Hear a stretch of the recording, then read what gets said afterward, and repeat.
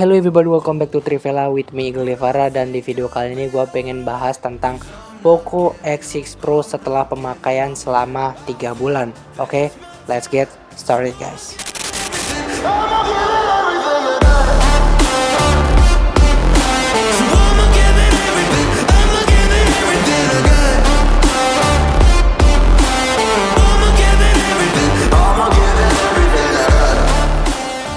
Yang pertama kali gue pengen bahas yaitu tentang masalah bodinya. Di sini kayaknya gue salah pilih casing guys.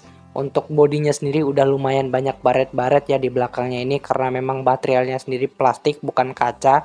Jadi lumayan mudah untuk kebaret-baret kalau misalnya kita salah pilih casing. Misalnya casing ini menurut gue bener-bener ngerusak HP gue guys. Oke, gue bakalan pindahin kameranya ke kamera close up biar kalian juga bisa lihat. Dan ini adalah kondisi bodi belakang dari HP gua. Kalian bisa lihat percak-percak putih ini bukan debu ya guys. Ini adalah lecet-lecet dari pemakaian casing yang nggak bener atau salah pilih casing. Kalian bisa lihat ini nggak bisa hilang saat gua lap-lap, malah sidik jari gua yang naplak di situ. Pokoknya hati-hati aja buat kalian yang mau beli casing. Gua saranin jangan beli yang modelan kayak gini. Gua saranin yang dalamnya itu kayak ada kain halus-halusnya gitu guys. Apa ya namanya? Bludru. Ya, ada bludru-bludrunya gitu. Gua saranin yang kayak gitu, jangan yang kayak gini, oke? Kita lanjut ke pembahasan gimana sih performanya selama 3 bulan pemakaian HP ini. Oke, yang pertama kali gue pengen mention di sini, gue udah update softwarenya atau HyperOS-nya ke versi 1.7 ya buat kalian yang nanyain. Untuk tingkat kestabilannya sendiri ini menurut gue lumayan kurang. Kenapa? Ini gue masih sering banget ngerasain kayak tiba-tiba HP-nya panas sendiri padahal nggak buat ngapa-ngapain. Lalu di beberapa aplikasi juga sering ngebug kayak di Instagram dan juga YouTube. Gue juga pernah mention ini di video sebelumnya ya. Gue tahu banget kalian pasti nungguin part ini, yaitu benchmark gamingnya. By the way, gue minta maaf kalau misalnya kualitas videonya itu berbeda karena mic gue sebelumnya itu habis baterai dan gue terpaksa harus ganti pakai HP ini ngerekamnya ya. Oke, tanpa berlama-lama lagi, gue bakalan tunjukin hasil benchmark dari Poco X6 Pro ini guys. Game pertama yang pengen gue benchmark adalah GTA San Andreas versi Definitive Edition. Di sini gue ngukur untuk suhu, lalu persentase baterai, dan juga FPS-nya. Gue nggak tahu apakah aplikasi yang gue gunakan ini akurat atau enggak untuk ngukur dari performance-nya, tapi kita bakalan coba aja guys. Kalian bisa lihat sendiri di sini untuk resolusinya gue mentokin, jadi kalian bisa nilai apakah performance-nya di resolusi tertinggi itu bagus atau enggak. Gue bakalan fokus lihat ke arah pojok kanan atas di FPS-nya, itu kayaknya nggak real ya guys ya, karena di sini gue ngerasain agak stuttering begitu, tapi kok FPS-nya masih di 120 ke atas. Ini berarti aplikasinya nggak nampilin FPS aslinya.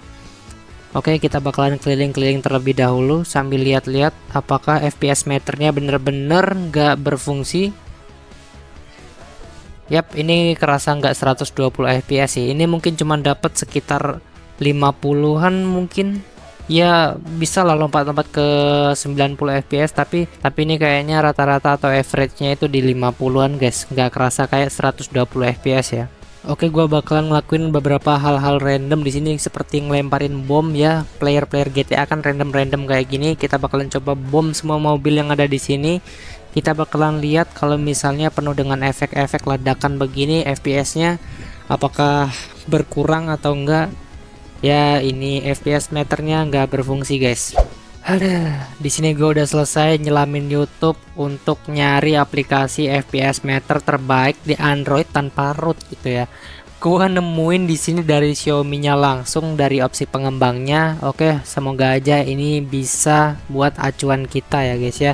Kalian bisa lihat di situ yang warna hijau-hijau itu adalah FPS meternya. Sorry aja kalau misalnya kurang jelas karena itu warna tulisannya hijau dan gak ada backgroundnya sama sekali. Kalian bisa lihat di sono sekitar 73-an kita dapat FPS-nya. Di sini kita bakalan coba untuk keliling-keliling terlebih dahulu. Dan satu hal penting yang perlu kalian ingat, di sini gua sambil nge-record ya. Jadi pasti lebih berat gamenya. Oke, kita bakalan lihat di pojok kiri atas untuk FPS-nya itu mulai turun di sekitar 57-an. Mari kita ke atas apakah oh ya, di sini lebih berat tadi sampai 48 FPS-an ya. Oke, frame rate-nya mulai turun di 40-an nih. Dari tadi kan di 50-an aja, berarti di sini lumayan berat guys tempatnya. Karena kalian bisa lihat di sana ada gedung-gedung yang perlu dirender juga kan. Gue bakalan coba untuk nurunin resolusinya, dan karena memang segini guys resolusi yang gue saranin untuk game GTA San Andreas ini di Poco X6 Pro ya.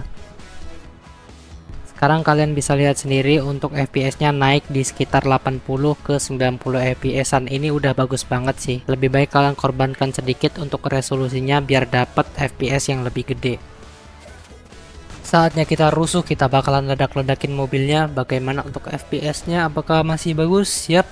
Masih terlihat bagus di sana di sekitar 70-an dan ngedrop di 60-an. Ya masih sangat-sangat bagus untuk FPS-nya.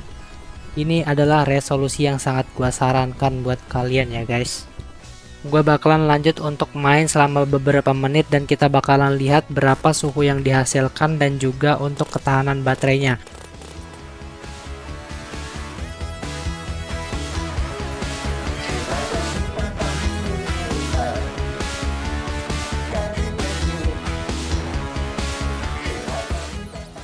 Selesai juga akhirnya. Di sini kita dapat suhu 43,2 derajat dan untuk baterainya sendiri sisa 44% di jam 18.43. Sebelum kita main itu di baterai 50% dan pada pukul 18.30, berarti sekitar 13 menit. Untuk suhunya sendiri di 40,4 derajat Celcius. Lanjut ke game kedua, gua bakal mainin game AoV untuk perwakilan MOBA. Kenapa nggak main ML aja bang? Gue sendiri belum pernah main ML sebelumnya, jadi nggak ngerti gameplaynya gimana. Kayaknya sih harusnya sama aja, tapi gue lebih prefer untuk ke AoV aja karena gue udah sering mainin. Untuk settingan grafiknya sendiri udah max semua, dan untuk frame rate-nya bisa 120 fps mungkin. Gue juga nggak tahu ini cuman high aja tulisannya, apakah di 90 atau 120 fps. Karena untuk FPS meternya tadi kan kita bisa lihat sendiri di game GTA San Andreas itu nggak berfungsi. Semoga di game ini bisa berfungsi. Gua main di custom match aja deh, main sama bot. Kalau misalnya main sama orang bakalan lama guys habisnya. Oke, gue bakalan coba di custom match aja lawan bot ya. Masuk ke in gamenya, ternyata di sini ada FPS meternya dan mentok di 60 fps aja guys. Oke, kita bakalan ketemu lagi kalau udah selesai ya.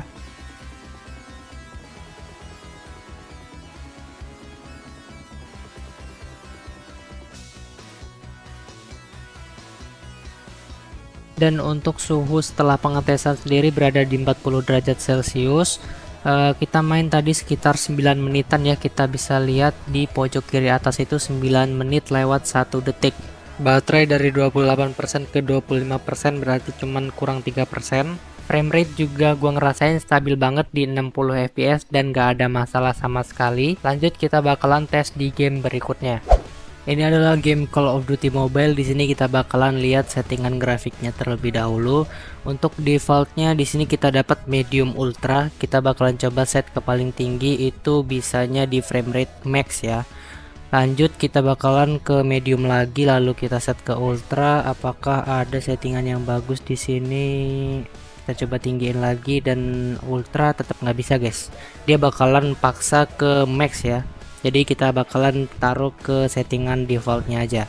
Langsung aja kita tes untuk game Call of Duty Mobile ya.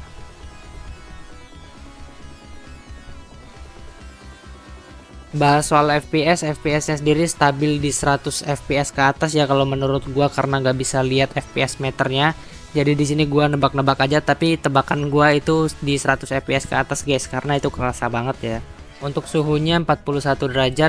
Selesai dari 5 menit main, sisa baterainya 22% dari 24%, berarti cuma ngurang 2% doang ya.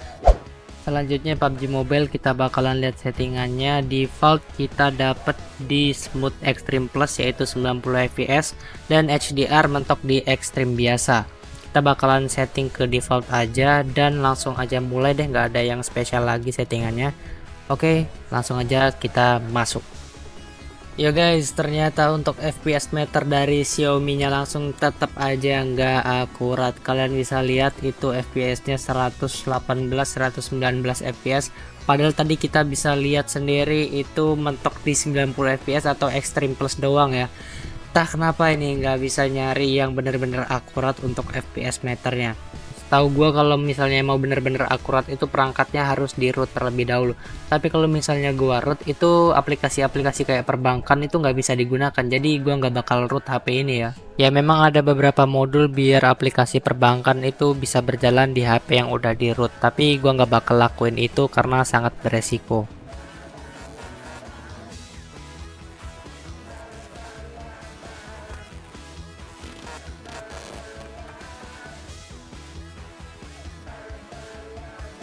So far selama kurang lebih 15 menit main, gue sering ngerasain drop FPS guys. Penyebabnya adalah suhu yang cukup tinggi di 42-43 derajat. Itu nggak baik buat HP kita. Ini karena gue main di suhu ruangan, mungkin ya nggak pakai AC, nggak pakai fan cooler sama sekali. Jadi ini gue saranin buat kalian kalau nggak pakai AC, gue saranin untuk membeli fan cooler guys. Ya biar lebih stabil lah. Oh ya, untuk FPS yang gua rasakan itu stabil di 90 FPS, tapi setelah 10 menit ke atas itu mulai overheat dan performance-nya mulai ngaco.